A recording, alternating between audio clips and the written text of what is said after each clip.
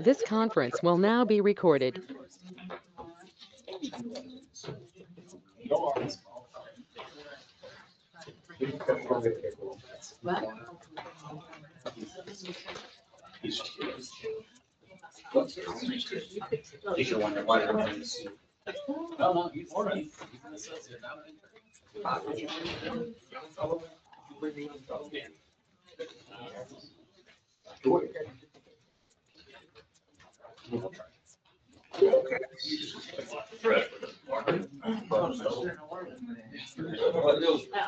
Another day in my paradise. The dream. Hey, didn't have to put silver back on. Sunday morning when I woke up. Jenny's like, if I see right in the ground. I don't blame her. Call the meeting to order. Stand for the Allegiance to the flag of the United States of America and to the republic for which it stands, one nation, under God, indivisible, with liberty and justice for all.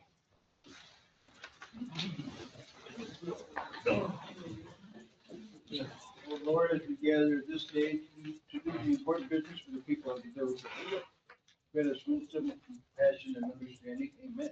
All right. So we're going to start with public comment. Bunch of you. Wendy? Hi, Wendy Dice, representing myself. Last meeting, I think it was Mr. Johnson was here talking about the farmer's market. And I just wanted to let you guys know how much I support the idea. I think the Marvin Park area is a great place for it.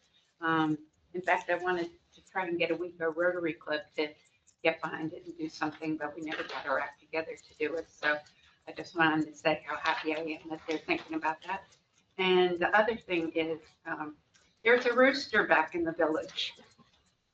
And so I'd like to know if the board is moving forward with some kind of regulations.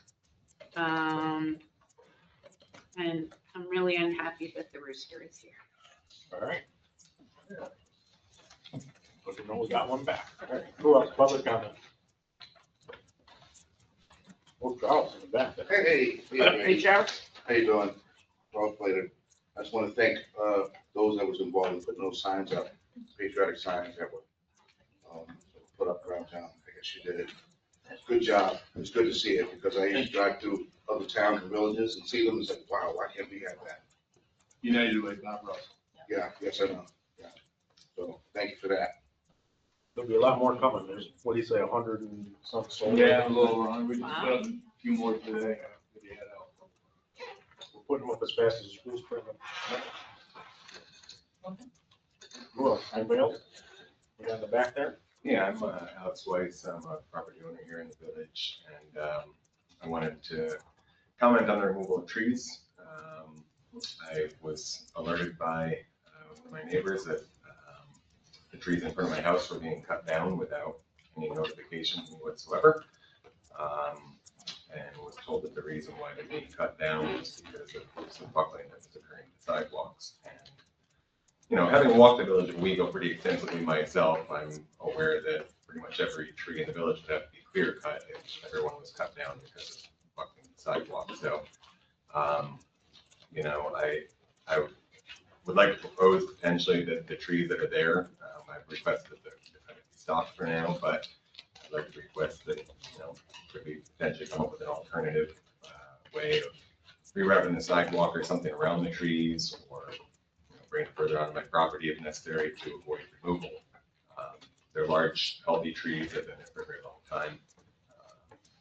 And, you know, it's an area prone to flooding over on East Main Street.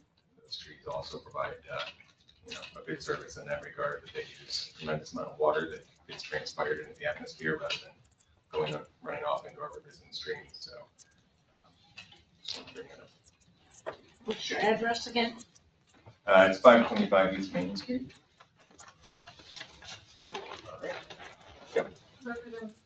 So actually, I'm a Village of Owego resident, but I'm also a member of the Climate Smart Community Communities Task Force, and I provide regional coordination for climate smart communities through my job as the Director of Sustainability for Southern Tier Regional Board.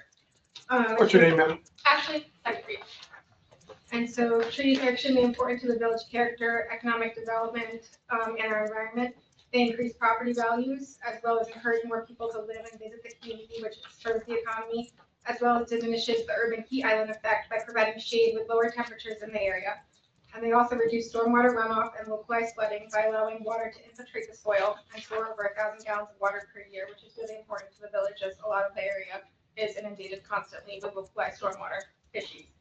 These are things that only mature trees can do, and the municipality needs to work with property owners to develop a more constructive solution to preserving trees, which helps both the municipality and the property owners and everyone that lives in the community, instead of needlessly cutting them down, that including the residents in the process.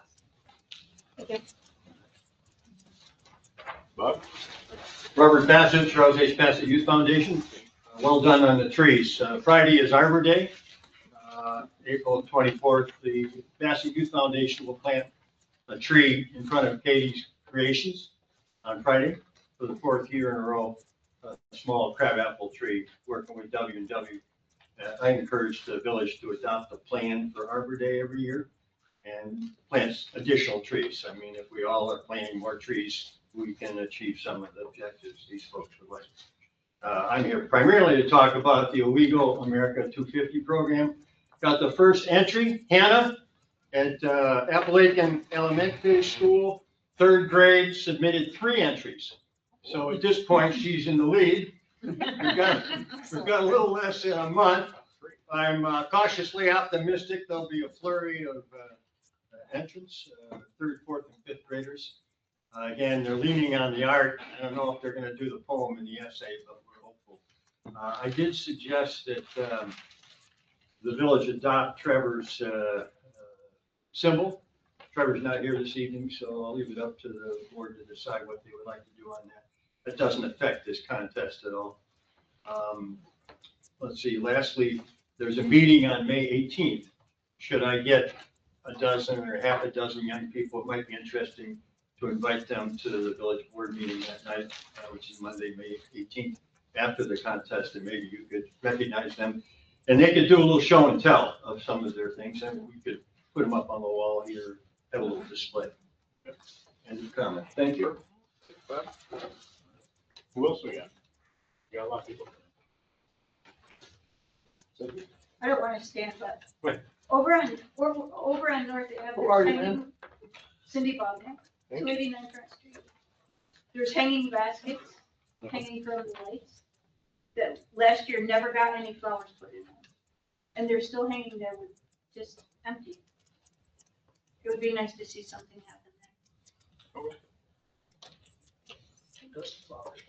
I don't know. Let's figure that out. They're like the wire basket and they got like, HOM is for controlling and all. but nothing happened last year. They just hung there It all was talked about this year. It's on, they're on North Ave. We got them on the streetscape thing. It's right there. Mayor? Yeah. HOM is doing that. Right, they do all the other. But they're doing that too. Anybody else, public comment? We got anybody on the line? Any public comment? Okay, so we got a couple invited guests tonight. Do we have a drum circle people over there? I think so. Okay, so let's do Little League. Do Andrea, so she's gonna sit Okay. here with us. Yeah. So my name is Andrea Gregory. I am the president over at Owego Little League. So as many of you probably are aware, we locate the Hyde Park that is at the end of George Street. George Street is a dead end, so the park sits at that spot there.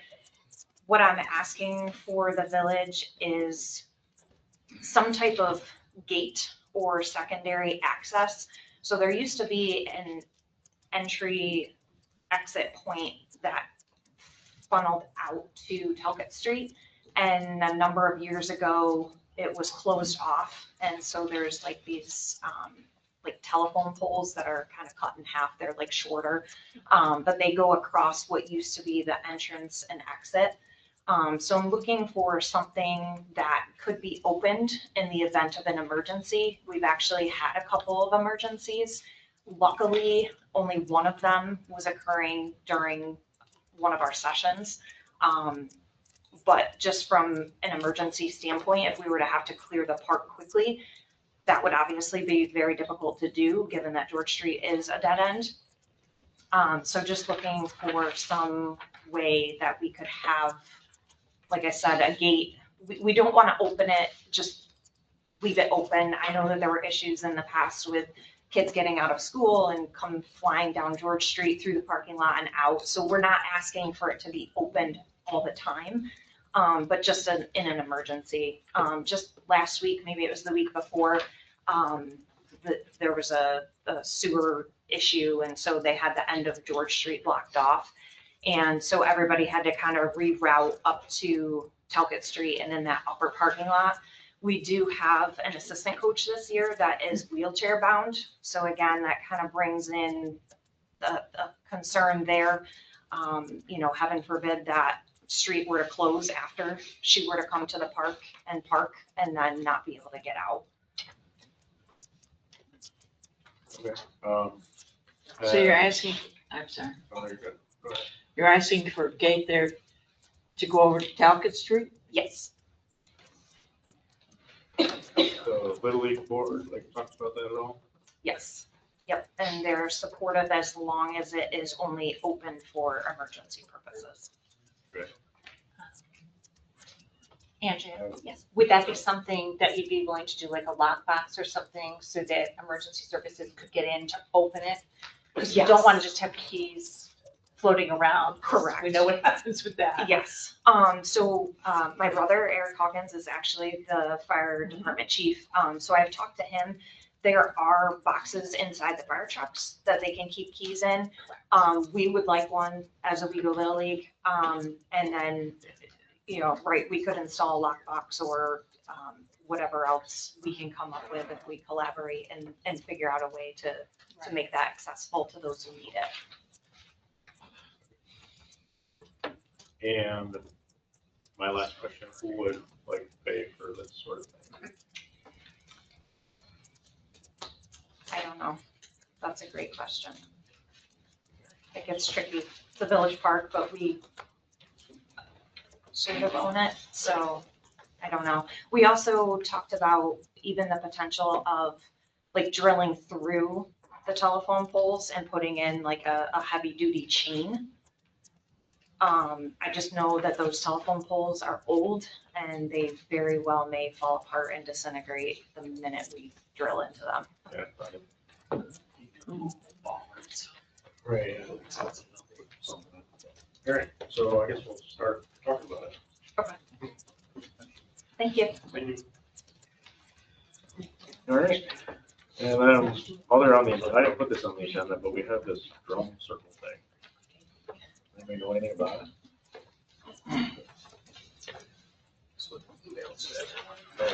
Looks like they want to use the park. I don't know all the details. They want to use the park down by the creek. Right. Oh, David Livingston. Yeah. On Sundays, May through September, from 2 to 4. Oh, they must want to practice. You can do that. So, do they have any issue with that, I guess? Have them come and talk to us. I mean, anybody can show up in the park. That's true. They're not looking for reserve. Let's have them talk to us and tell us what their intention is. Baseball field. Yeah, I mean, they just need to come in and talk more, but they might not need to come to the board. I think they come to you and tell you what they're doing. If you say, well, you can just do that, then that's kind of it. Right. As long as there's nothing else going on there on Sundays from 2 to 4. Yeah, I think they were asking to reserve it, just like when people reserve it for playing baseball games on like a schedule. Let's hear it from them.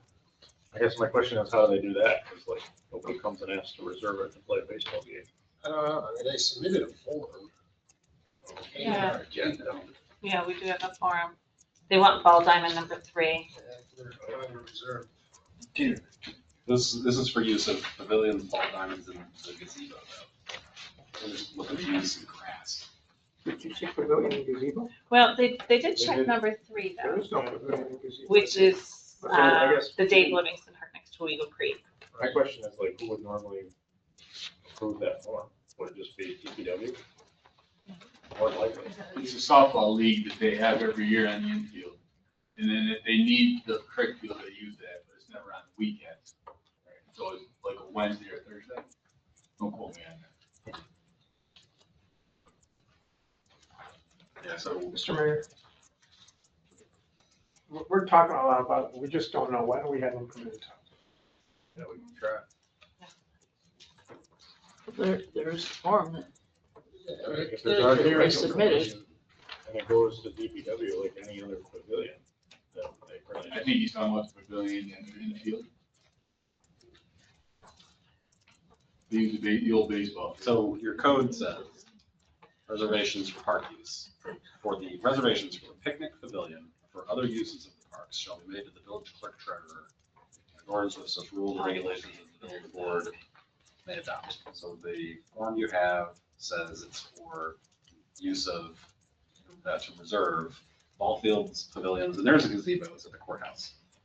So, or the gazebo. So you don't require people to register to use your park just as anybody just showing up. Now, if somebody's like, this doesn't mean 1,000 people can just show up and start using your park for a drag pole, but, I mean, we can talk about it, obviously. To Rusty's point, we should talk to them and Yeah, we should figure out what are you actually doing? Okay. We'll figure that out. They don't want to start till May, so we got a little bit. Let's see. Department heads, we got Fred here, came for a couple of reasons. Anything?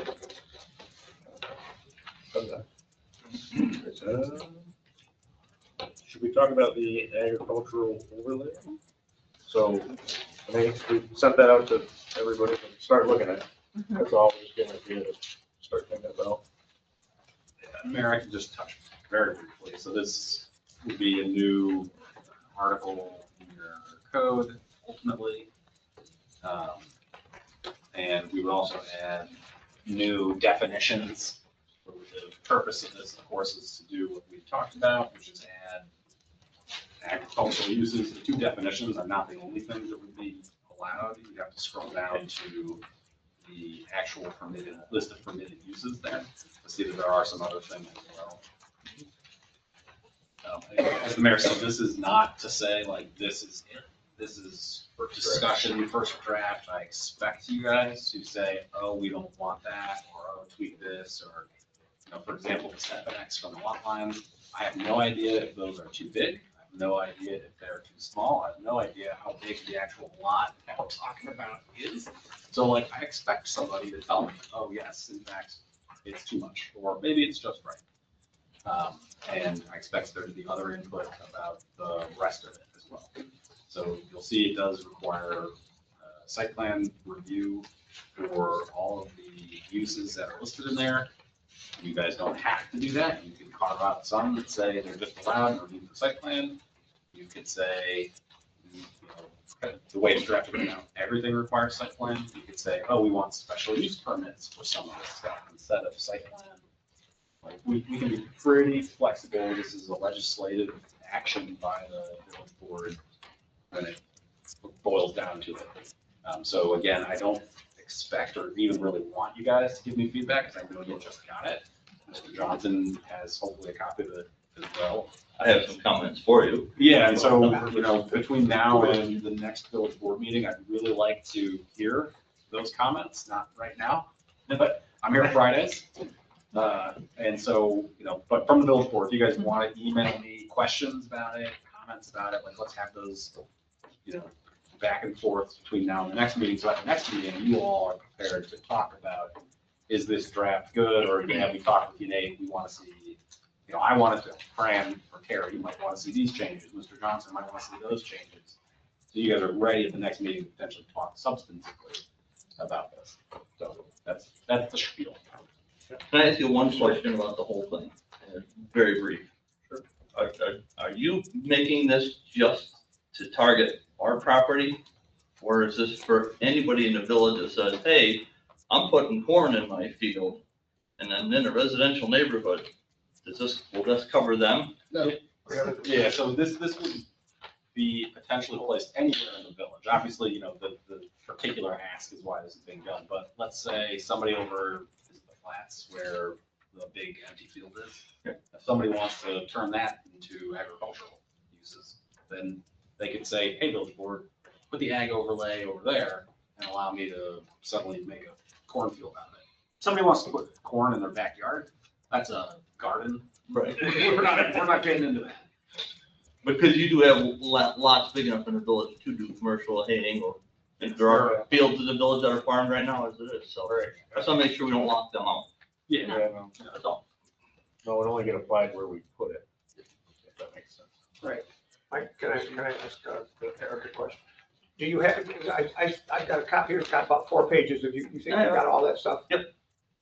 And one little quick piece, it was put together like this, but it said, and I said something to the attorneys about this. It says a local law proposal. It's not that. This is just a draft, even though it says that local law stuff, this is just a draft and thinking about where we're going. Right, I understand.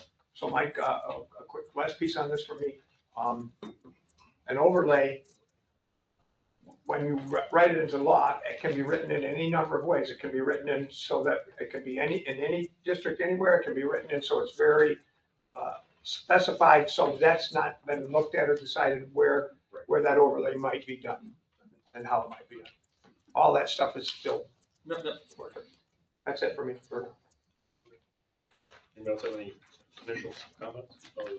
Start looking at it in the next couple of weeks. Okay. The other thing on here, I have put this on here, procedural concern about the artist stipend. Did everybody get their money? Yes. Yeah. Yeah, I think it's been addressed, right? Unless somebody knows of any other concerns or issues. I think the complaint was more that, about the process. That the complaint was received by somebody who did receive their check. Can you speak up? The complaint was more of a procedural process complaint, and it was from somebody who did receive their check. Do we know any details? Actually, somebody I have said, you rushed it, they got an email. You want just the quickest little deal about it. One of the 4 finalists had a problem with the procedure of the getting them $1,000 money for it, and thinking that some people that were big companies that had the ability to have that, some people were little and didn't have $1,000 to put it all together, and they were at a disadvantage by not having that money, and we didn't get the money to them, whoever the we is, in a timely fashion or at all. Yeah. So that was, and even there, it's not fussing terribly, but it's about the procedure on that. Right. And that is true. We had a little hiccup with the arts council, and they didn't agree to do it. Right, so it's They the contract. agreed, and they didn't agree. Yeah, the we is a lot of we. It was supposed to go a lot smoother than it did. But I believe all 4 finalists have received their checks. And And we mailed letters to everybody. everyone has gotten letters. Yeah. Yep. All right. Next thing I got is Buffalo Solar update. Only update I have is I signed the contract, so. You send that to, me and Jennifer, the clean energy coordinator. Oh, yes, I'd already sent it to the office.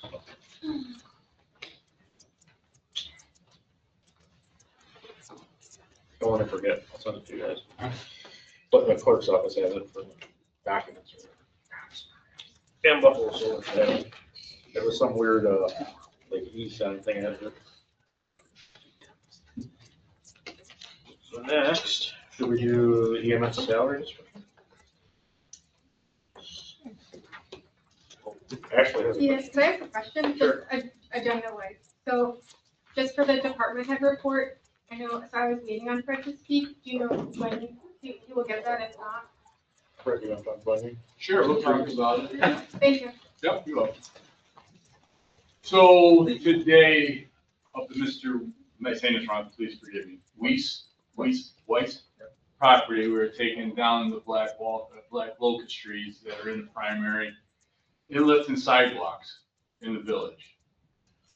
I guess in my behalf and their behalf also, are we fixing sidewalks still, or what's the deal on this? I guess we needed another answer from the board, and I did talk to Heather Guilford. Am I saying that right, Heather? I'm not Heather, I'm but I sorry. know Heather. You know Heather. I know her. Yeah. She works so We well. had that contract that we're gonna be signing with the soil and water for all the trees that we're putting back into the village. Remember that? Right. So I called her after talking to these fellas, and she might be able to have small, I don't know trees, other than they're burnable. Smaller trees to put in that berm. I don't know if that's something you're interested in, but we have a big responsibility of those trees in the power and to homes. So I'm sure they would like to have an idea of what's right, and I would too, I guess. Yeah, I think the overall issue is the trees are in the power lines, which those are primary power lines. Correct. And the roots lift up the That's sidewalk. over by the Farm Street? Uh, Town?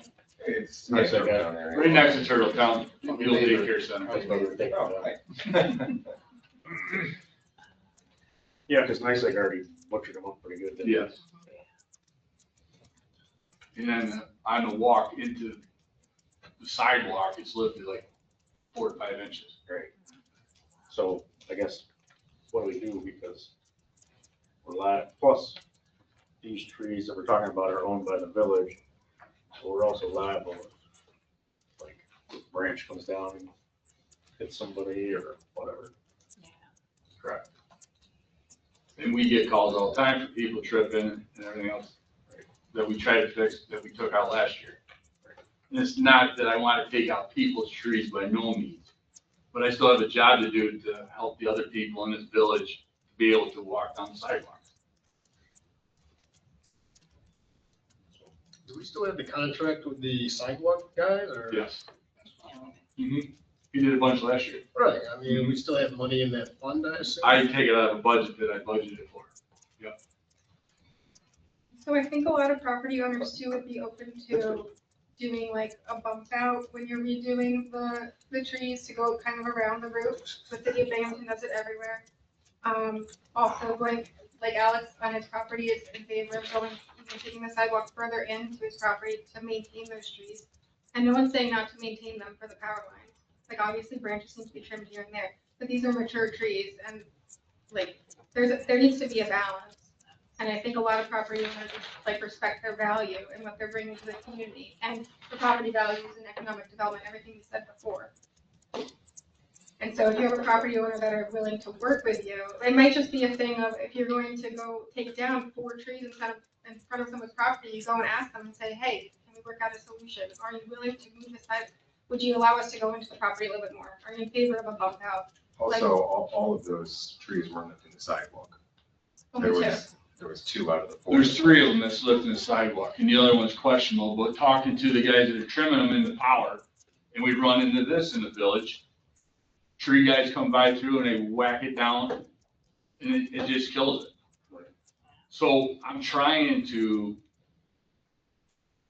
make both sides happy by talking to Mrs. Guilford, putting a tree there that doesn't grow as much. So. I mean, the problem is those huge trees were put there 100 years ago. Exactly, and they're 30 feet above the power lines. I'm not saying it's right, I'm not saying it's wrong, but. Well, you know I do, but let it start. Go for it. Okay. So anyways, my apologies to you folks, and I appreciate it, and it's up to the mayor to decide this stuff, but once the public comment is up, it's not a back and forth with us and you anymore. There are 4 trees over there. There are 2 in front of the house. The NICEAG has total control, can do anything they want at their lines. They've already clipped the living crap out of those 2 trees. There's really not a tree left on the top of that tree. It's just a straight up piece. Each one of the 4 trees has none or different amount of what they're doing with the sidewalks. That's one of the considerations. One of the other considerations is how dead are the trees and how dangerous they are. I don't know that, but that's a thing we're looking at and trying to figure out what to do about that. Obviously, the homeowner can plant trees in his front yard, any place that he likes. So if you wanted to put trees there, you could certainly do that. Of course, one of the things that none of us do very smartly is keep them back away from sewer lines when that's going to be done. And so the other 2 trees are so also if the trees were a danger to fall in the house and having us be responsible for the house being smashed, the 2 trees that appear to be still alive and have some degree of branches, and I don't know how bad they are west of the house along the sidewalk. One of them has the sidewalk up on one side, a couple of 2-3 inches. All these are the pieces of that. And Fred has, Fred, can I tell what you talked to me about? Sure. He believes that if we believe that these trees should come down, or some of them should come down, and the other ones are probably need to come down sometime, he's of the opinion, I believe, that when we have the tree guy here, it's the time to do them. If we want to do them, to do all the ones we want to do instead of take one down now and wait and see how it works, or if one falls or whatever happens, and then take one that's a consideration. So all these are pieces of this game. Yeah, I was gonna say that's another issue with these big trees is that the roots grow through the sewer lines and they have real problems. That's a bad deal. It's hard to imagine that the 2 in front of the house are savable. There's nothing on top of them at all now. They've been cut right to the trunk of the tree. The other 2 have leaves and branches and stuff there, but they're the ones that may or may not be rotten. To put more in the berm would be foolish. It's foolish to plant new trees in the berm, but it would be awfully nice, because I like trees. It'd be nice to have trees everywhere. That would be, once again, if you wanted to put some in your yard, that'd be a thought of where you might want to put them. So the question for our superintendent and for us is, do we want those trees taken down, or all of them, or some of them? Or do we want to offer create a solution like routing the sidewalk differently? Like who would, maybe if the homeowner really wants the trees. Well, that will take care of a piece of the sidewalk problem. It doesn't take care of the other considerations of the trees. And once again, I don't have all the answers to this. These are just some of the information I'm trying to give you. And we have to have somebody who knows about trees look at them to see is it. Yeah, I had our tree guy in cut above Harper Street for NICEAG. Right. And the tops of them are dead or dying. So. Mr. Mayor.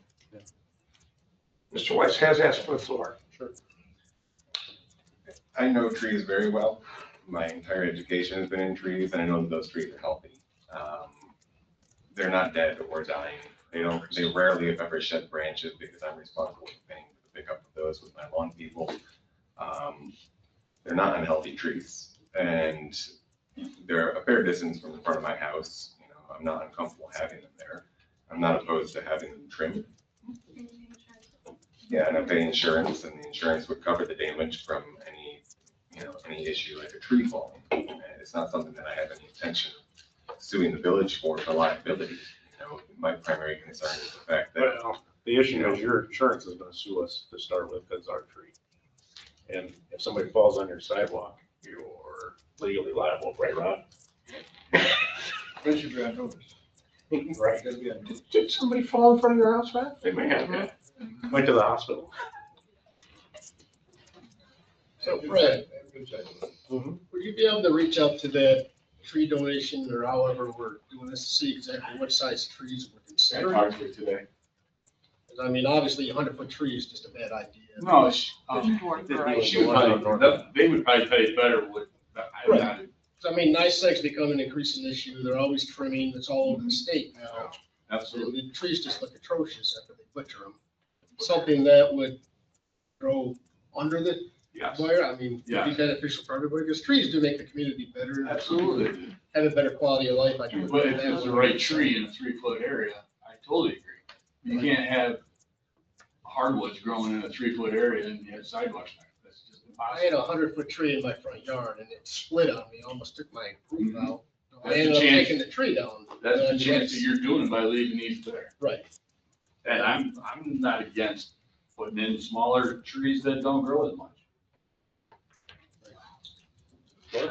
Rusty said something about like having a list, before we send out the contractor to give us bids about what might be removed or trimmed. And I think that would be a good idea if we established it more and put the list out ahead of time and said what trees we were expecting to remove or trim, and like gave some public information so that people could know about it before the trees got removed. And that we could like sort of look and see if people disagreed about the health, if they didn't need to be removed, that they could ask for accommodations about the sidewalks in their own yards, if they like had some knowledge ahead of time about the. Well, before we started this, they were always complaining about sidewalks. And trees. Yeah, so when you started, I don't know. I'm assuming any sidewalk protruding on the property owner would have to be a right-of-way issue, then maybe we have to kind I of. don't know how that works. We have to, I mean, most, I think every village in the, or actually every village, every street in the village, except for maybe on the south side, are roads by use. So they're, not, they shouldn't be any less than 2 rods in width. They can be wider than that. So typically, Fred is operating under the assumption that one side of the sidewalk to the other side of the sidewalk is the right of way. And we can put sidewalks, the street, he can remove obstructions, anything that might be a danger to the public's right to travel along the right of way from that. That's why he's got authority to remove trees, because the property owner's owned to the center line of the road. So, I mean, there's joint responsibility, as the gentleman mentioned, his insurance covers the tree if it causes damage.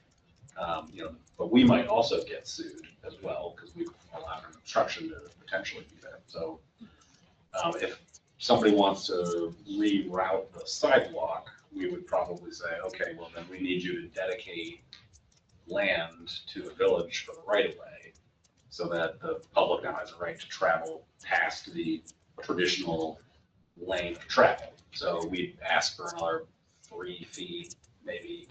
I have no idea how much we'd actually need, case by case basis, but like, we'd have to then go through, a deed transfer, right? It's like, you could probably get a survey.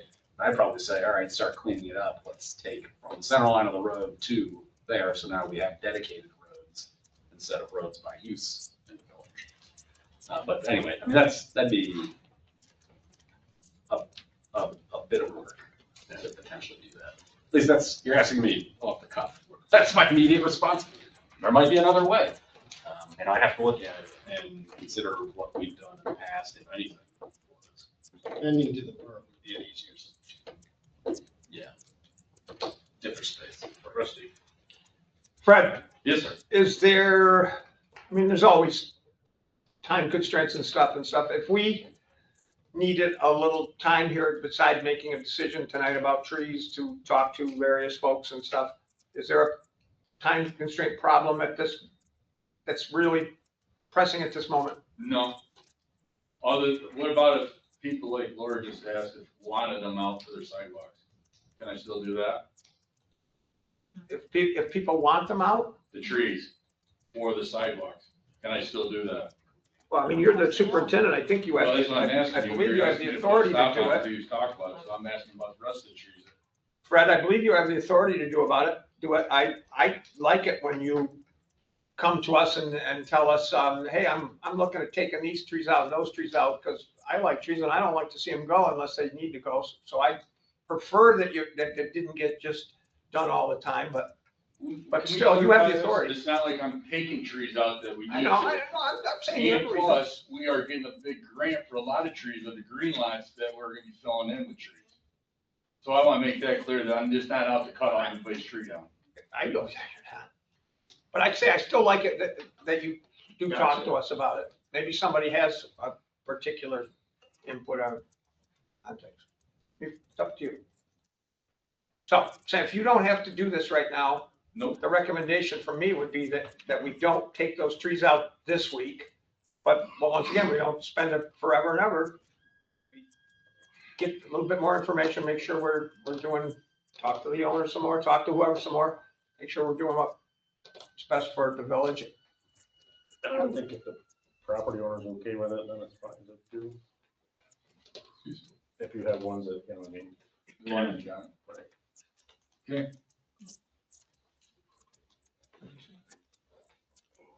Right. Do we have anything else for Fred? Yes. In the street department and the budget, Oh, right. did you wanna do that? We have on the agenda to transfer, it says 2,000, it's supposed to be 5,000. From the street repair to equipment repair. Fred's got extra money in street repair and he needs to repair equipment instead, so he just wants to move from one line to the other. So moved. Second. Okay, any other discussion about that? Rusty? Yes. Laura? Yes. Yes. Brian? Yes. Terry? Yes. Jen? Yeah. And yes. Let's call you Charles. Okay, anything else, Fred? No, sir. All right, so now we'll go back to the new business, EMS salary discussion. Okay. We talked a little bit about it 2 weeks ago, that our EMS paramedics are pretty much underpaid. And it's really difficult to get any new ones, and we cannot cover advanced life support calls if we don't have paramedics. So that's a real big billing issue for us. I know Derek was talking about some of the calls that we would go to, but then we couldn't transport because we had an MTB, which is great if you've broken your leg most likely, but for other things, not so much sometimes. So we're losing money on that. So what we had been talking about is to raise our paramedic salary from $27 an hour, and this is all for pure diem people. We do not have anybody that is full-time salaried, to $30 an hour. And to raise Becky Roden from $27 an hour to $32 because she's taken significant duties over in the last 4 months, 4.5 months. So if there's discussion, I'd love to hear it. Can you repeat those numbers again? They are at $27 per hour now. We were planning on making all the paramedics $30 per hour. We're hoping to, and Becky Roden $32 an hour so that she's compensated for the extra duties that she's doing, maintaining the meds and things like that. Pretty important stuff because we'd like the right age stuff to be used on us if we're picked up. Do you know how many paramedics we have? I believe we have 4 total. And it is hard, people do not, at $27 an hour, we're not getting people wanting to interview. Right. And if we do have them, they're working somewhere else because they're getting Yes. paid more Yeah. down the road. Yes. So this is paramedics, this is not ALS providers, BLS providers, or drivers, this is paramedics. Correct. Paramedics are ALS people, but Yeah, well, that's, Well, I mean, there are those other Yeah. things, but they are more than those things. right. Well, EMTs, it's basic or advanced, but then to paramedics for the ALS. I just don't know if everyone else knows that. Okay.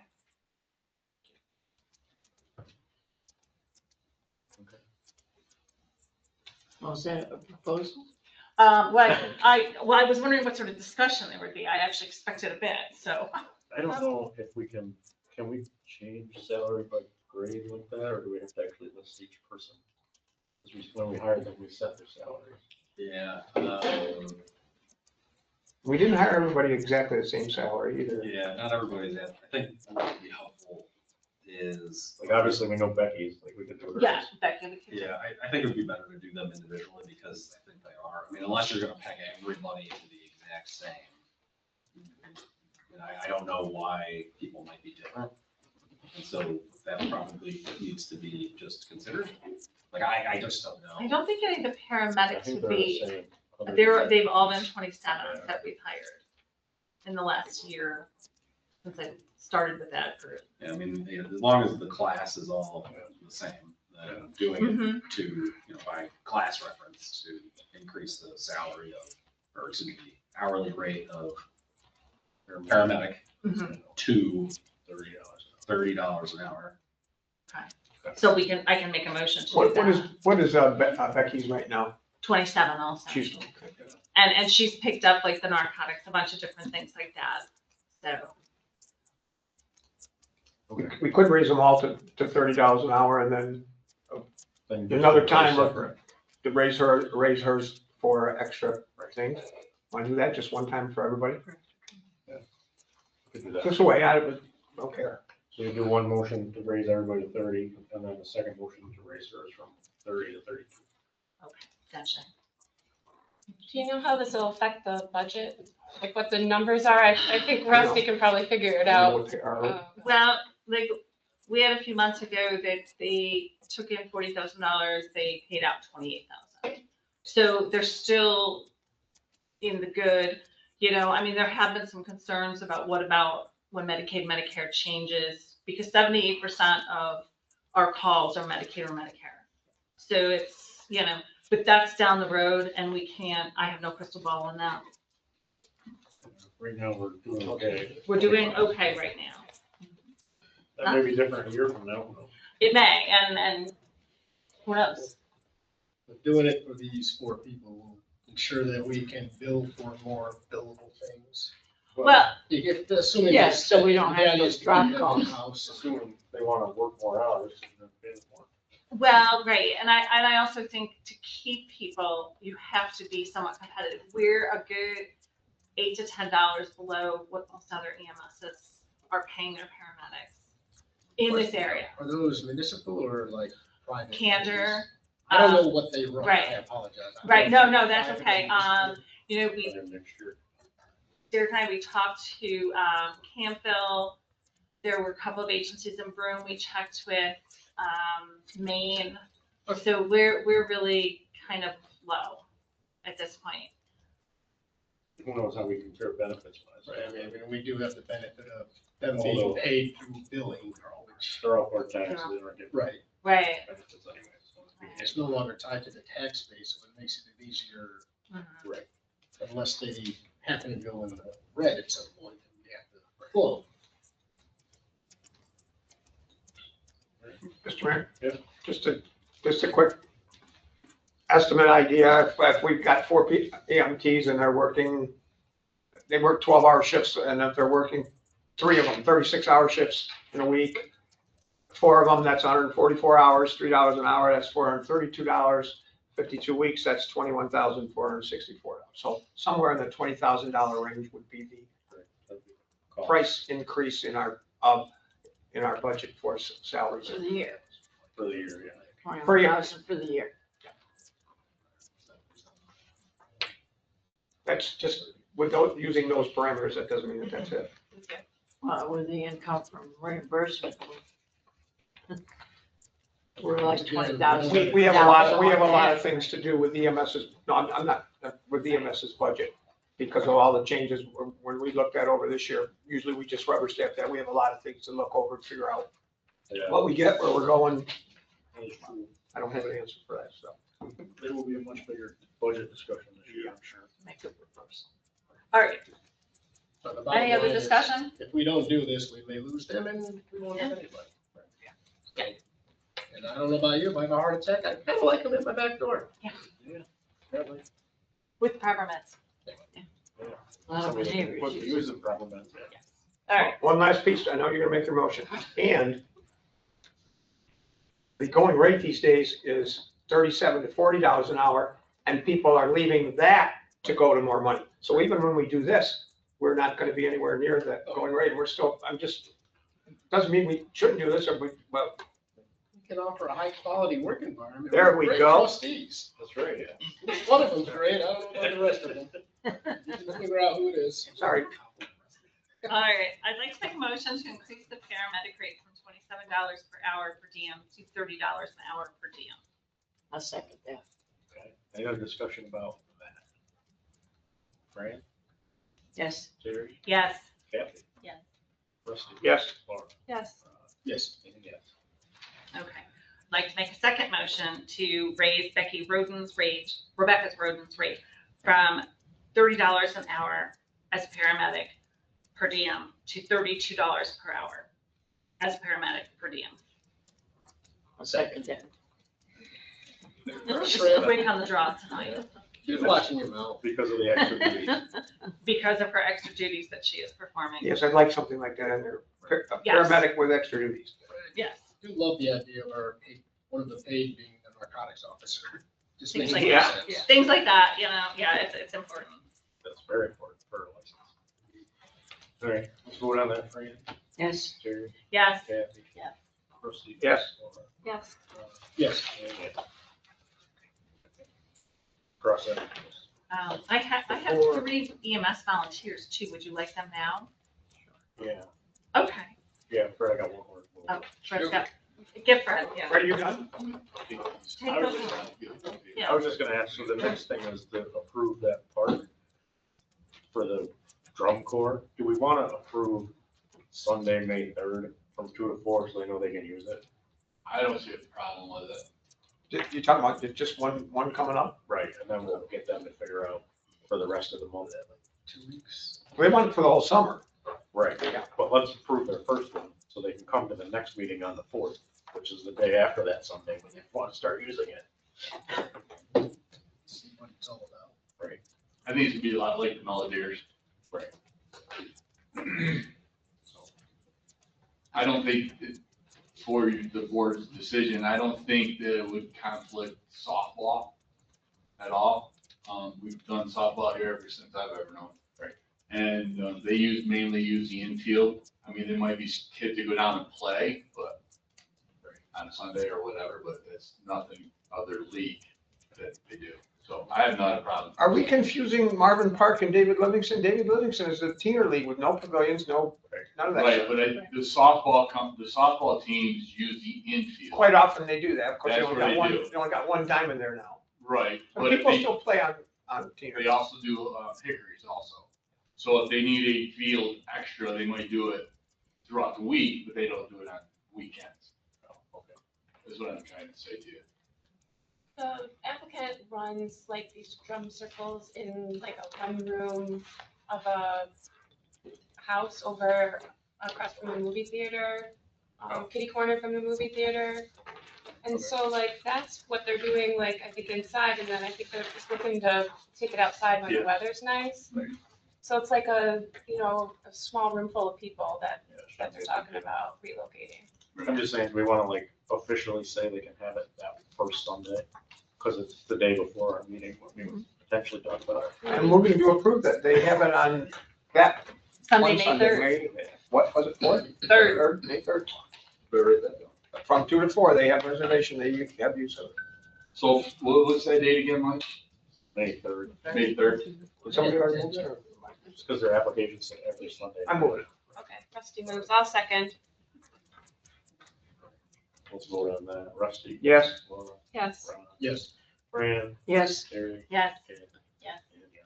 There you go. And then we'll get them, hopefully, to come to that Yeah. meeting the next A night. little more information. It's pretty vague in the application.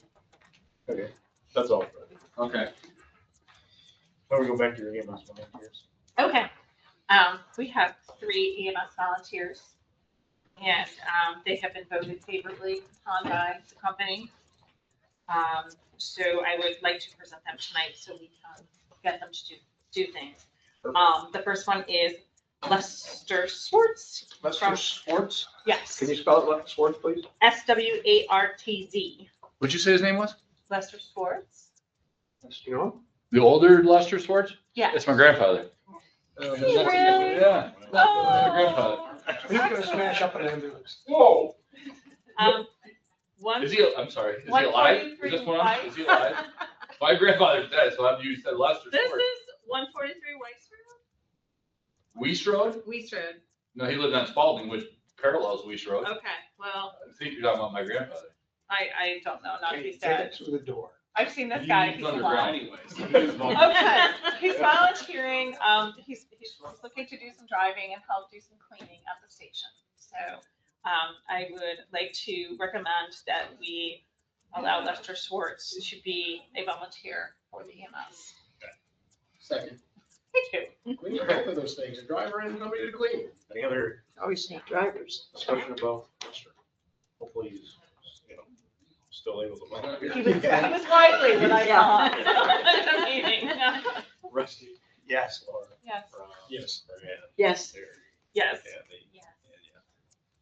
And And then I have Nick Lorenz. He is also a member of the fire department. You gotta help me with the name. I couldn't- Nick Lorenz, Lorenz. Nick Lorenz, thank you. Sorry.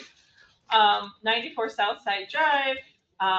He is also interested in possibly doing some EMT basic classes, and he is also interested in being a driver. And I think he drives fire engines a little bit too, so. Ma'am, I didn't see these on the agenda. No, they Clear weren't. these through the letter? Sorry. Yeah, no. He was pretty nitpicky last time I was around. I'll second. Thank you, Graham. Okay. Any discussion? Fran? Yes. Terry? Yes. Kathy? Yes. Rusty? Yes. Laura? Yes. Ron? Yes. And Okay, and the third one I have is Hunter Werner. He is taking his EMT basic at the moment. He lives at 3125 Sulphur Springs Road in Owego. And also he would be like an assistant and possible driver. Can you spell that name for us? Yeah. Wertherner.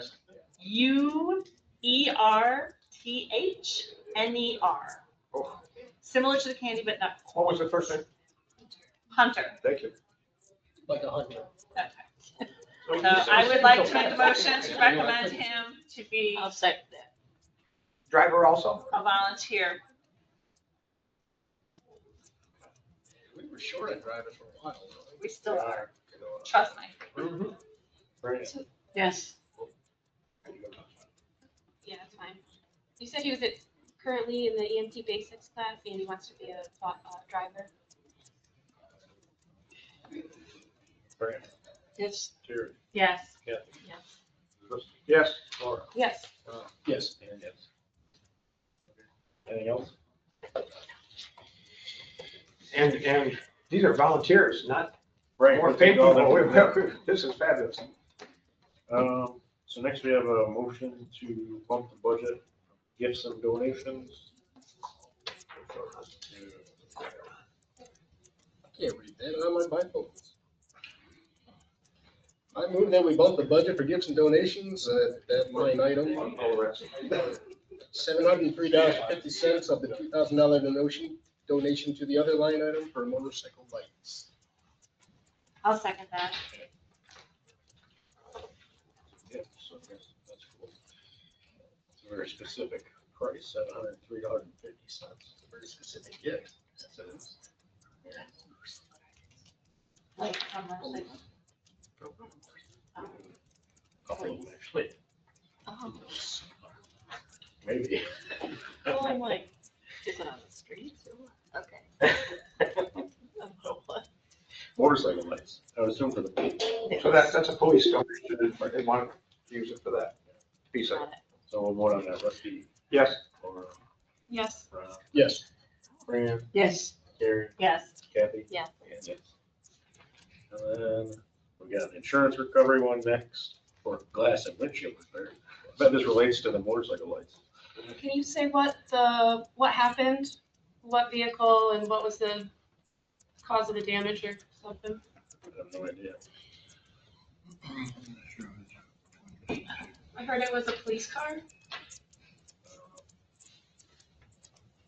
Well, it was a car. So the village must have submitted a claim. Right. Or was it wasn't due to an accident? I have no idea. That'd be probably a question for the department heads. Can we get some more information on that before we pay the? Well, nobody's paying anything. We're not paying it, we're getting insurance money, and we're just moving it to another line item. Oh, okay. We But got I would insurance like some more information on what happened. You can ask that, but is that necessary for the moving of the money from that to that? We can find that out. We need to know it to move the money. Well, I mean, finding it out and knowing what happened is fine. Right, I'm just saying, we have the money. They'd like to- We got the insurance money. It was that much, and we want to move it to, Probably because we very. Glass windshield repair. Bill it was. I don't know, yeah, we can find it out if you'd rather before we do it. Yeah, right now, it's just like a holding account, right? Versus their insurance coverage. Yeah. I mean, we possess the money at this point. It's just not in the right line item. That's true, correct. Does anybody want to move it to the right line item, or do we want to wait for more info? Is it okay to move it for you? Moving it's not going to affect the info, I would think. No. Yeah, I would just request the info about what it was from. We can get it to you. Would it be okay if we moved out? I would do that. So moved. Chris, second? Second. Okay. Any other discussion, or we'll get the info of what, I don't know, like what it was. I didn't hear about anything. We had a deer. Deer hit a car. We had a deer. It could be $1,500, it could be. Fred's grandfather hit that car. Yeah, probably. On Reese Road. Rusty, Yes. Laura, No. Ron, Yes. Fran, Yes. Terry, Yes. Candy, Yes. and yes. Okay. Let's see, we have the treasurer's report.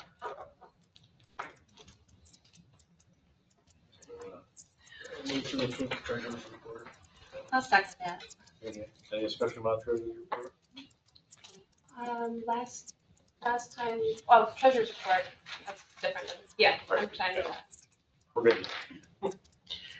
Rusty? Yes. Laura? yes. Ron? Yes. Fran? Yes. Terry? Yes. Kathy? Yes. And yes. There we go. So now we're there. Payment of bills. Last time we held aside 2 bills, Yes. so I wanted to say that the Barton and McGuidas one, I wanted to push forward to pay today, and then the other one, Did you get the email that I sent you? yeah, so like the Jamie P consulting one got divided out with the just grants, qualified grant stuff on one.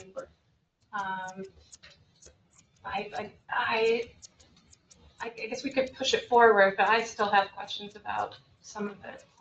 I'm actually very anxious to get paid because we owe her money. It's like some of the expenses she's asking for are for Climate Smart Communities Task Force meetings. And that's kind of something that the village was doing without paying, or is a program that does get supported that way. And it's, yeah, I think it's a bit much to pay like $500 for a meeting for those. Potentially, or so like maybe we could think about if that's something that we're asking for from the consultant, because there's a lot of other work, grant work and work in the contract that's expressly stated that we want worked on. And it's not. Yeah, so I guess if we have issues with what she's working on, that's a different conversation than what she did work on and do we owe her money for it? So is the This question, is not is a this something community she volunteer, has to she's a voluntarily big do that contract. she has to be paid for? For a little while, it was volunteer, and Right. now, I mean, yeah. is that the primary base of this question? Is my Well, question. this invoice sets up this new payment file for the first time. Right. And so, like, I think we should maybe talk about it before we approve, like, This is all hey, funded- we're gonna have these, This is funded through grants, right? no. So we're paying this bill? So she's trying to get the task force meeting and covered under the grant to help our match. So we don't double pay something. Well, no, because, so this grant that we have to match a certain percentage. Right. And we're not gonna get there because Mick and Meg don't spend enough of their time on it. So Julie's trying to, like, make up for some of that. So Laura's question is more, is this something that we should be paying for? Or was this agreed under the original contract or what? So Yeah, it's kind of different than the original contract agreement that we had. And So, I so, mean, your role as the village board is to audit the payment of claims. So, you know, any of you, have the ability to say, why are we paying this? Can I see the backup documentation for it? And question it. Now, if the rest of you say, we're comfortable, then you, of course, can vote to pay the claim. So it's, you know, ultimately, I guess, a question of, do enough of you agree with Laura that we should, or you should review this more closely against, you know, what you agreed to do with Julie versus what she's presenting for payment in an invoice or not. I know. Laura, and further that, you know, putting them on separate invoices and paying out the remainder of that invoice. Right. If I read that properly. Mhm. And I would not be opposed to doing that, so at least some funds are released, that we can get a more definitive answer for. Yeah, so she did Yes. that. She separated them to a 2,800, $2,812.50 for one. And then for the other one, which was the task force meetings, it was $2,250. How many meetings So was what's the that? 500? It was for the quarter, so I don't know how many. Oh, okay. it was The quarter. 3 meetings. But we could potentially pay the first invoice and not the second invoice. Just $500. Yeah, I mean, the problem is too, if someone has done work in good faith and we didn't explain it well enough in the first place, is that part of the deal? It sounds like there needs to be a review of what was asked, what was agreed on, what she did, what she's presented. So Ron very quietly moved to pay the first invoice. Yes, I can be quiet sometimes. I'm not sure you heard that. I moved to pay the first half of the invoice as presented. $2,812.50. There's the one. That's the grant related invoice. It is. Ron, I'll second that. are you moving to pay Invoice all the number bills, including that piece, and exclude the other piece? Yeah, it would make more sense to just do it all. Paying all the bills. That is acceptable. Including that piece and not the other piece.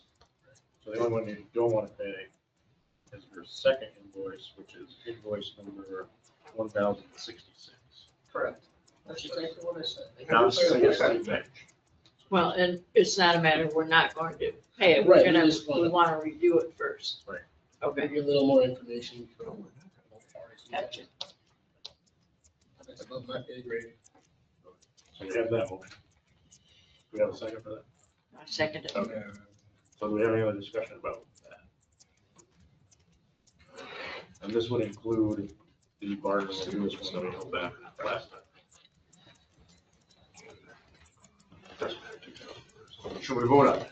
Okay, Rusty, Yes. Laura, No. Ron, Yes. Fran, Yes. Terry, Yes. Debbie, Can I abstain from that? and yes. So that's done. We'll get more info on the second part. Let's see, Phoebe's here because we have OHPC. Yep. You want It's my turn. So, Well, yeah, I'm Phoebe from OHPC. Our Quickie Schaefer finished her 3-year term. She's retired now, or she's resigning, retiring. And we've unanimously voted in Melissa Gillette as her replacement for another. Can you say her name again? Yeah, that's the hard one. I'm glad you came in subject. Tortolot, I think it is. Melissa Tortolot. I can say Melissa. You want me to spell it for us? or Oh, just- boy, that's a good I one. can, hold on. I'll Okay. send it to you. then. Yeah, we'll email it to you. Yeah, you know. It's in the email list. Sorry. That's what I'm trying to. But we did, she lives on Main Street further down, and she's been through the process before. She's interested in historic district and historic buildings, and was unanimously voted in. I think she'll be a good asset to the committee. Do you want me to So- spell that name for you, Rusty? Yes. You ready? T-O-U-R. Yes. Tourtell. TOUR is the first, then TE? Yep. Okay, LLOTTE. that's the abbreviation? And what's the full No, name? that's the whole, What's her first name? Melissa, Thank you. And who resigned? Cookie Schaefer. Amy Schaefer. Amy Cookie. Schaefer. C Amy. is for cookie. Cookie, It's Ann. Ann, actually. Ann, Ann. sorry. All right. Sorry. Always call her Cookie. I know, I just always call her Cookie. There aren't even cookies. I know. No, and there aren't any cookies. So we just need a motion to accept Melissa Tortolet as our new member of the committee So, for a new year, 3-year term. Second. It would actually be to fill out Ms. Schaefer's term. Oh, no, she completed her first 3 years. She did, okay. Yeah, so she it's- did. all right, So, that's yeah. fine. We were supposed to do this at the annual meeting. Okay. Yeah. All right, just make sure. That's why we still had it on the agenda. Yeah. Because we forgot to. She finished her first year. So this will be, Melissa had this kind of time in her life. She is one of the busiest people I've ever met. so this will be another 3-year term. It'll be another 3-year term with a potential to renew for another 3 years if she wants to. So, So we have a motion and a second to appoint her to that. yes. Any other discussion? Russ? yes. Laura? Yes. Ron? Yes. Brian? Yes. Jerry? Yes. Kathy? Now we go to the minutes. Mr. Mayor, Oh, well, or do we want to do this thing first? Let's do this one first. So we got a letter from Hunt. The bid opening for the police station project was today. And we have a low bidder, which is within our budget. The low bidder with all the alternates comes to $396,800. The budget, construction budget is $544,647. So that leaves a contingency budget of $147,000. Hunt recommends that we award the contract through that little bidder. Is this the same little bidder we had apprehension on the first time around? It is. this is a little bit that didn't do all the paperwork from before, and we had whatever questions we had. Apparently, they've done all the paperwork. This is the third time we've been this project. Started with a big fancy project, we worked our way down to a little. Oh, my apprehension was with their online reviews of how they run their establishments. And the money that some people who have used them didn't feel was worth the investment. And we did rebid it this third time with a bunch of alternates. That was the, the change we made so that we could afford it. And then all their alternates plus their base bid came in at a number that we could afford. Probably shouldn't have ironclad contractor. And we could be pretty good, yeah. I just remember back to some companies we've used in the past where we had a really important contract. Great. Mike, my mic? Yeah. We had some questions before. Some people had done a little digging and gotten some reviews. Rodney has, I don't know if you talked to him, he has some further, I think, information of a review of this company that's newer than ours. Have you talked to him about that? I didn't know who Rodney is. Oh, no. Rodney? Well, according to the engineer Sam that was here today, they're on a different, they do work for the government and different. They're not really selling me on it. And to be on these lists, it's a pretty tight list. So they haven't had a problem. I mean, if we don't do it, we pretty much don't get it done. Right. Right. And he said, the good thing about them is that they're sort of all related. And they don't have to subcontract any work. Everything they do is themselves and they get it done. And they like to be in and out and get it done. That's how they're giving the price. They don't have to pay prevailing wage. They don't pay their sons and daughters. They do it for free. I run my business. Yeah. You know, I mean, they're qualified because they family. So I do have a question. So we have the base bid. And then we have, and of course, I don't have it, original bid package, which tells what they're doing with the windows, which is important, but it doesn't matter. But if they do have the alternates in here, and actually the base bid package is pretty low, and the alternates, we had 2 bids, the alternates are pretty low compared to the other one. So. Yeah. And I wish Fred was here to help us with that, with the bid and what's gonna happen with these alternates and just a little more info, but. Yeah, we're doing all the alternates, which is the original scope that we did. The one that's unusual is the masonry work. Because before, when it was masonry work, I was gonna be repointing the bricks around, it was hundreds of thousands of dollars, so I'm just interested in what's the deal on that. I think it's because they're, like Rod said, they're like a family, so they're not prevailing wage. Yeah, well, that might get it from hundreds of thousands to that. Do it. Yeah. I mean, they still have to follow the same OHPC standards and all that. Yeah, all the state laws and.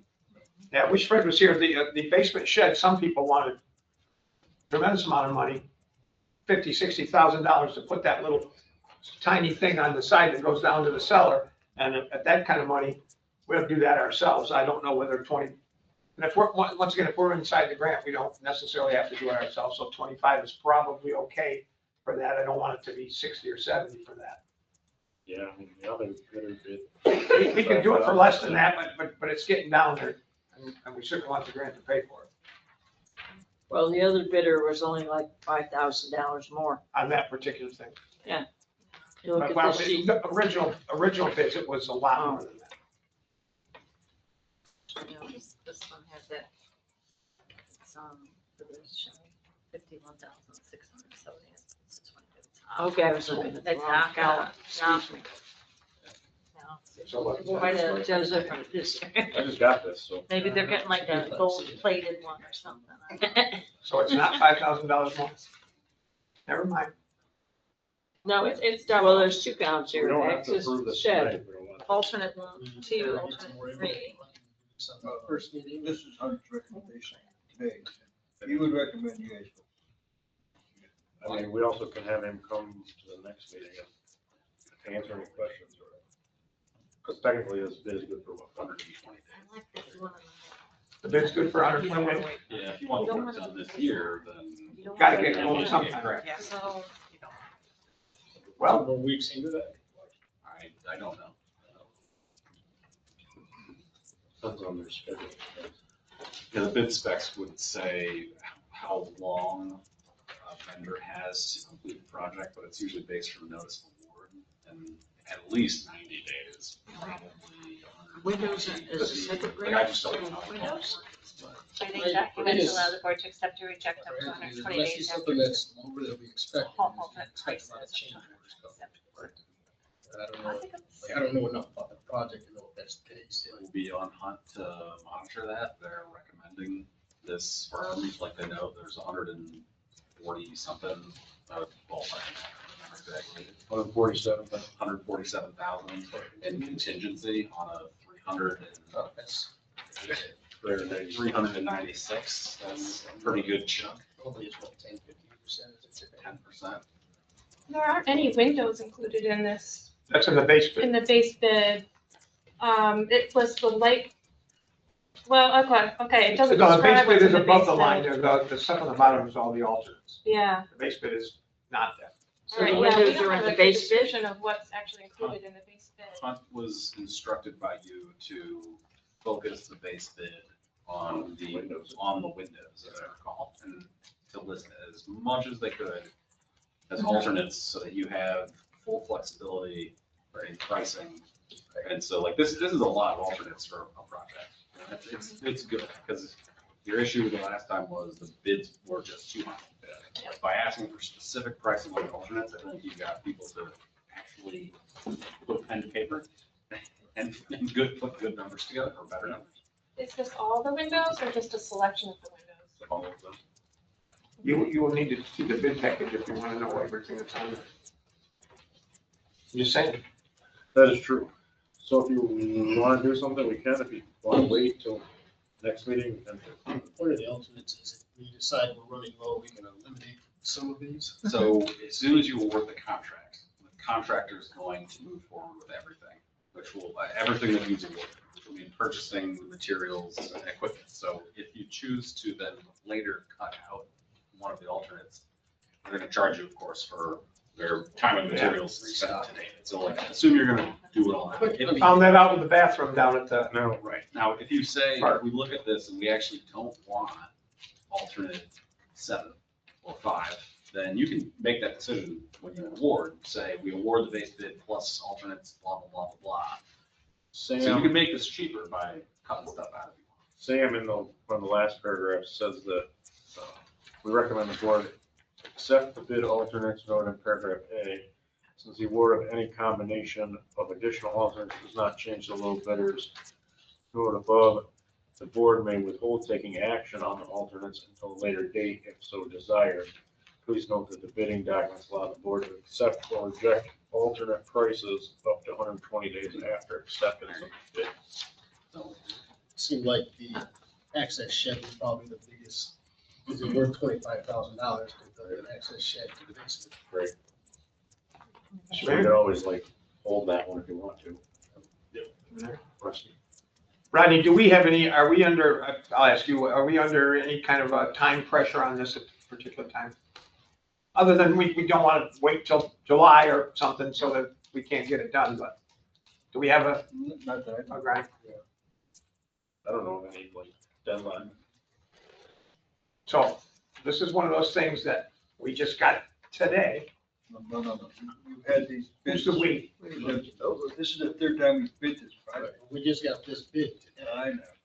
Wait a minute, did I say that wrong? If you want details on this bid, sit down. Yeah, 6 months. All of a sudden. We just got this today. I was just asking if there. Here's my biggest problem. Every time you drag your feet on these projects, goes out another couple weeks, couple months, somebody's not here, whatever. Then we give it to them, they'll say, oh, I'll get to that next year, but I can do it this year. That's just my opinion. That's what I just asked about because of the time But frame. there is no time limit that I see that we have to do, except we have to do it within 100 days. The time is whether we give it to them fast enough so we can get it in this year. I'm Yeah, just going by what if we put it off for 6 months or a year, it's gonna cost how much more? I don't want to do that. Prices Once again, we increase. just got it tonight. I don't like to do things tonight, and I wouldn't mind. Yes, I know we've had the bid package, but I I would didn't. move that we award the base bid. Then we can.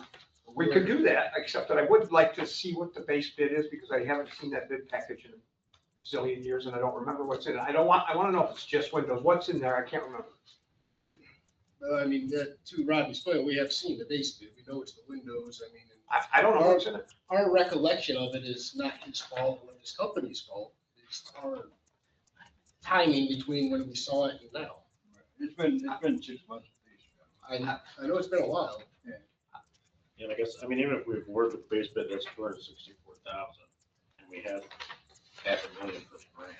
Right. I mean, there's a match, but. Right. That's pretty low risk. We could say, well, that's all we're doing. See what I happens. mean, the windows need to be done. Yeah. I mean, otherwise it wouldn't be the base. I was also thinking about getting a little more information on this company. Well, I'm just saying, I didn't say that. I'm just saying. I would, the other bidder is ridiculous. I mean, Well, it's more than. And the way it works, like, we either accept this or we don't do it. We don't Mayor, make a I would pick, like to- a different company. Yes, I'd like to propose that we follow the recommendations of on engineering and go with the contract for Hera General Contracting Company. Let's get first out there for something else. Yeah, Ron's Ron motion had is it first. still sitting. Yeah. Oh, you, A little bit okay. different, a little Yeah, bit right. different. All right, what did you say, Ron? Follow their recommendation. What did you say, Ron? Is to just accept the base bid and not award the alternates at this time, Yeah. until we get more information on them. We have 120 days to award the alternates, if I understood me. Right. That's what they said in the letter. So we start the project, but not. Right.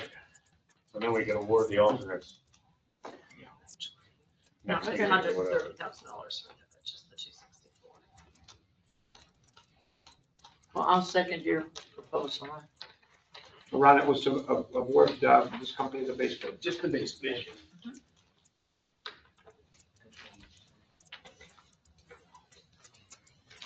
Okay, do we have any other discussion about the base bid? No, I agree, the base bid. Now, what are we going to tell them we need as far as, before we accept the rest of the bid? It's up to what you guys want. What do we need to know? I recommend having Hunt come and talk to you. We can have them come to the next meeting. Okay. And I am curious about how much masonry work this includes, if it's pointing the whole building, I mean, it's very vague in this. Yeah, okay. Exactly. Then like the shed access, what are we talking about? Is it gonna be more effective for us to have our guys build one, or? Yeah. Because it is off street view, right? So we have certain. That's right there on the drive. You're talking about with Chippo, it's on the Yeah. driveway, who knows? I know they talked about that some of the masonry works in the base bid because it's the essential, well, like there's a corner of the foundation. Yeah, that back corner has to be Areas done. that were- And the windows, and then this masonry work is extra, but I couldn't tell you what extra. Right, that's my curiosity, I mean, if some of this is gonna go, and the rest of it's gonna go at some point. Right. And I mean, these are good prices if they do decent work. Not betting my house. Lighting, like, is it gonna match up if they don't do the whole thing? Right. Is the aesthetics gonna work? We got a motion in a second to accept the base contract if we're getting going. We have them come explain the alternates to us. Any other discussion about that? Brian, Yes. Terry, Yes. Kathy? Yes. Rusty? No. Laura?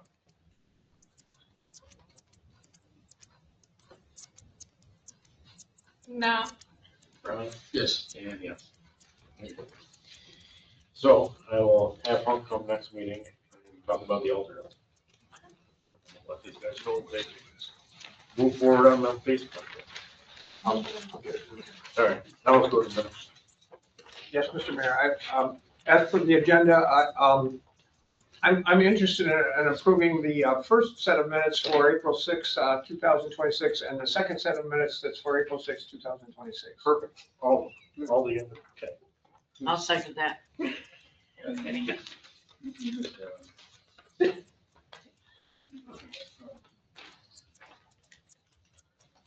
Okay, any comments about the minutes from April 6th?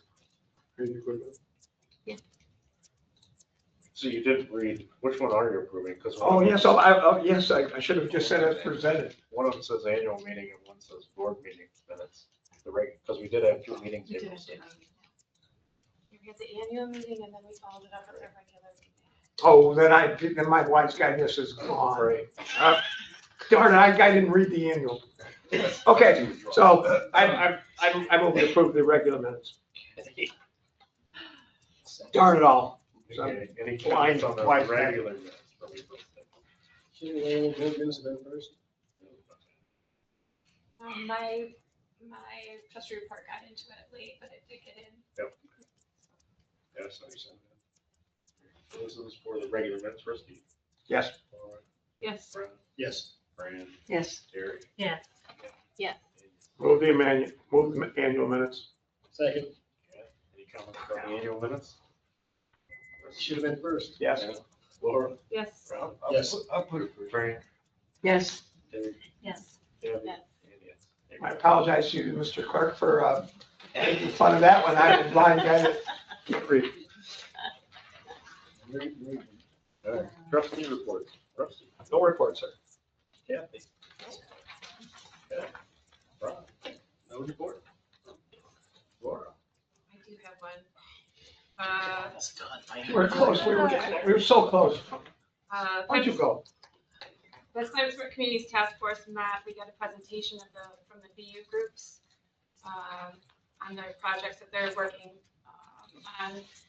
The Flood Communications Group, they're building us a website and developing products for communicating flood protection information on social media with the flood prevention or flood methods from FEMA. that we have for the PPI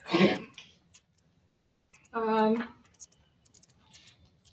Then there's the flood storytelling project. It's collecting stories. It's an oral history project from the 2006 and 2011 floods. That's being compiled onto a website that will be accessible to the village residents to see and hear the history.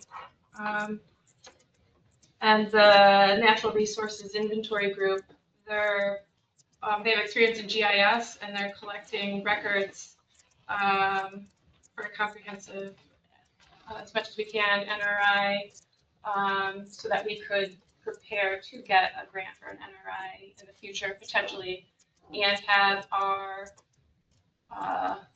all our data compiled in one place so that we can have the information about stuff. It's like stuff put on a map with layers with a bunch of information so that we can look by site or area about all the natural information about that site. It contains some archaeological information, building information, water, soil types, slopes, and species of animals that live on the land, open spaces, that type of thing. The CEC solar we already talked about. The NFIP documents we're still waiting on for our library. There's local in-person floodplain management training coming up, and that was made for us. The New York DEC, in partnership with Southern Tier Regional 8, Tioga County, and Broome County Soil and Water, the Tioga Stormwater Coalition in the town of Owego. So it's a half-day workshop. We get a tour of the town of Owego Emergencies Operations Center. There's NFIP training for local elected officials, and there's training for duties of the local floodplain administrator. So planning and zoning members can get their training credits locally at this in-person training. And it was created for our board members to also get knowledge on floodplain issues. Okay, what was the date on that now? That is May 14th, I believe. Let me see. Yeah, Thursday, May 14th, 1 to 5. Okay, and who do we talk to get registered for that? I have a link in here. I'll send it to you. Okay, I want to send it to everybody on the board. Okay. So It's I'd like in my to report, register.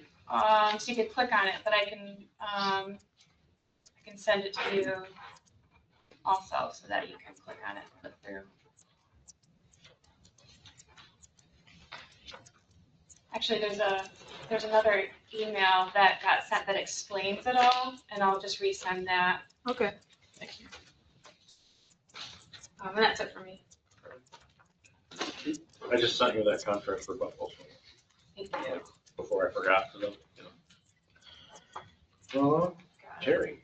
I went to the beginning kickoff for FASME for the firefighters, and I thanked all the volunteer firefighters from the board and the mayor. That's it. Thanks. You're welcome. Was that work? I know. Right. Yeah, I went to the open house for the museum for the new exhibits. The cemetery committee is meeting this next Monday, the 27th at 5:30 here at the building here. That's all I have for now. Down to me. I don't do many motions, but I think I want to do a motion to accept the, what did Bob call it? The design. The Owego's, Yeah. Trevor's Trevor. symbol. Well, now, Yeah, the Yeah. 250th. Morvina? Morata. Morano, Trevor Morano's design for a logo of the 250th anniversary. second. Any other discussion about, that was cool. And neat that somebody at the school designed it. It'll be on all of our village stuff for this year for the 250th. Great. I know when I was talking to Fred about doing like flags on the bridge, he was talking about buying the 250th ones, but, so the school made all the, hometown hero ones. So maybe we can get them to print flags, like for every other flag on the bridge or something. I love that they have all that stuff in-house. Yeah. Yeah. Maybe they'll help us out. And they do it. I got an intern from them. All right, so we got a motion and a second to accept that as our icon or image or Rusty. Yes. Yes. Yes. Great. Yes. Good. Yes. Kathy. Yep. And other than that, not much. Public comment. I've been working with the, well, we're roughly referring to ourselves as Tioga. I know your name, Doug, but could you please Doug just Weeks. put it up here? Thank you, sir. I live at 560 Fifth Avenue, Thank you. the house with the flag. Thank you, Doug. Everybody refers to it as the house with the flag. There's a loose knit group that has been working in Broome County to help with food security and community gardens. They are looking to expand into Tioga County. We've identified a couple of properties. Both of them were flood related, but they are privately owned.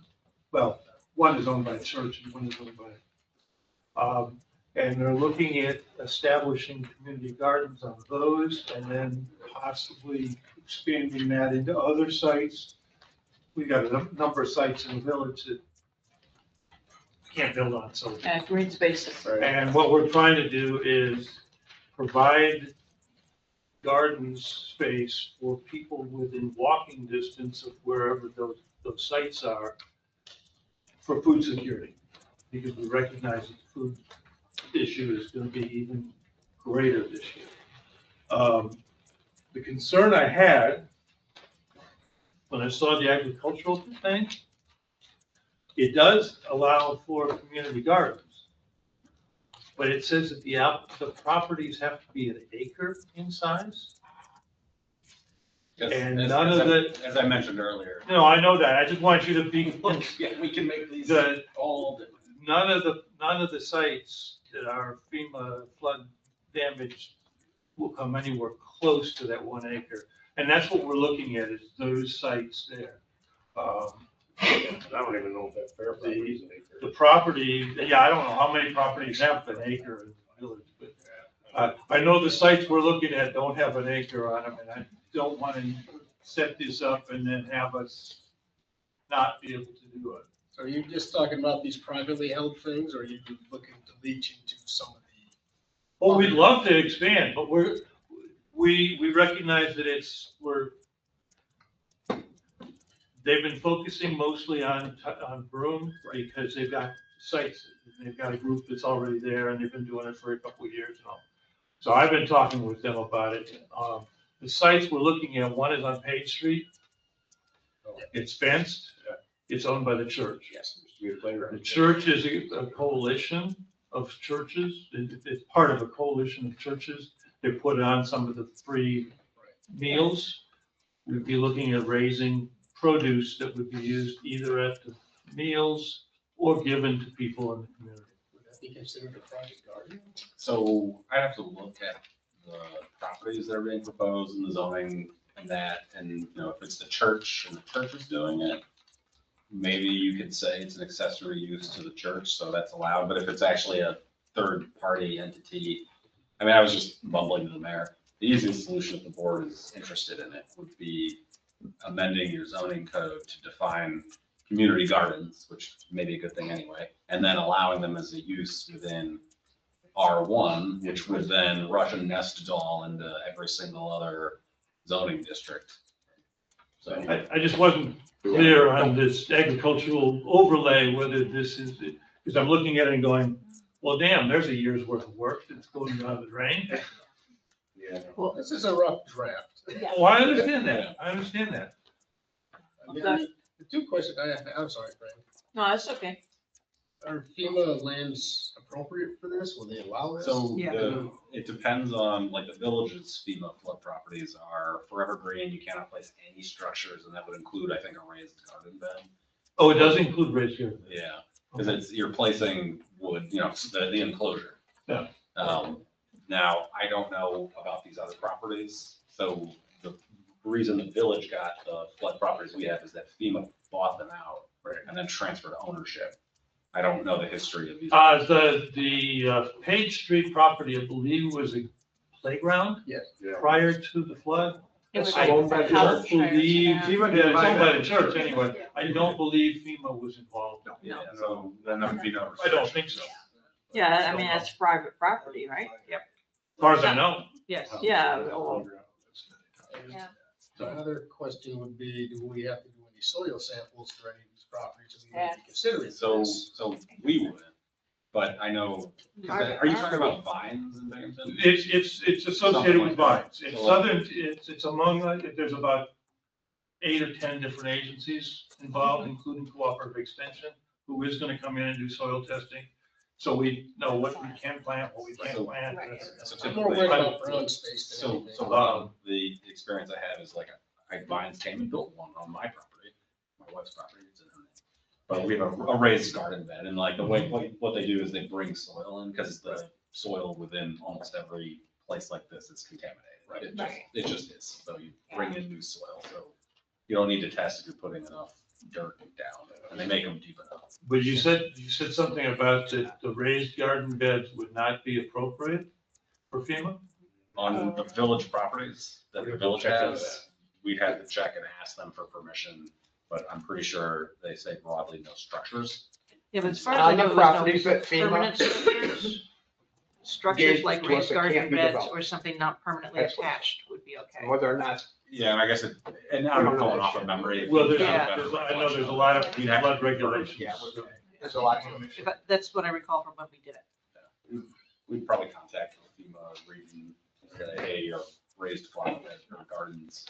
Because we got a ton of them, that would be a good use for them. We were originally We- ready we- to use them. Ideally, we'd like to do it all over the village so that nobody would be, you wouldn't be any further than walking distance from one of these. So, because one of the problems with community gardens in general is, I have to drive like 2 miles to get to it. So there's a reason right built into it to not do it. And we're looking at in the Page Street one, that we would be using that for the food pantries and whatever. Most of us donate food to the food pantries anyway, so, that's not gonna be a problem, but, what we're trying to do is get local people involved. And in the case of a couple of these sites, some of the people that are living right next to the site have already agreed to help. We just need to move forward with it, so. Well, across from my house with a couple of trucks in it, please take them. It's gonna give us the zucchini and squash next, right? And we can get to that FEMA answer on the green properties, because we got a ton of them around. And even where the playground is in St. Pat's, that used to be a house years ago. Yes. So you would definitely want to make sure like the soil was tested. Oh, because absolutely. Lead just sits Absolutely. there. And in fact, I had forgotten it was actually a playground. I remembered it as a house. But, Okay.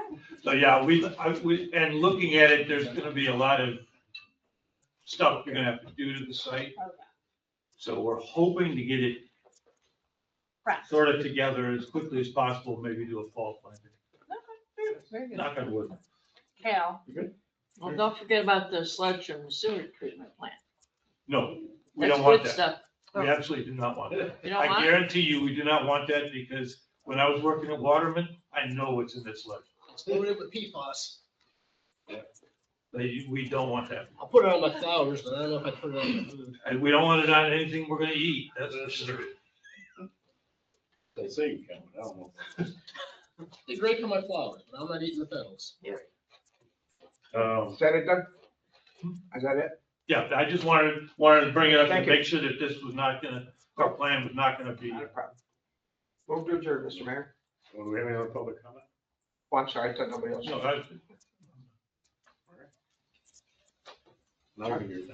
We'll do adjourn. I thought they were done. Oh, my filibuster, I'm gonna keep it going. Yeah, I know. Well, we're gonna talk about the soil for gardens for the next hour. I saw that. We could definitely do that. Yeah, I swear we're done. Hey, You were here for the last one, sir. so I was, Charles, when I got here.